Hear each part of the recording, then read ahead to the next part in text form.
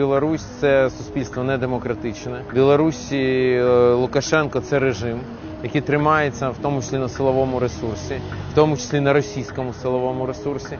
І тому тут не можна ототожнювати Лукашенка і білорусів. Білоруси спробували скинути Лукашенка 2 роки тому. І теж треба визнати, що тоді, я ще до виборів президентських серпневих, з колегами ми створили міжфракційне об'єднання за демократичну Білорусь. Але тоді наш голос був таким голосом вопіющого в пустині. Ми казали, що треба підтримати демократичну Білорусь, опозицію, однак це не дуже чули. І навіть після виборів Україна весь час була якось так на крок позаду і в питанні санкцій, і в інших питаннях.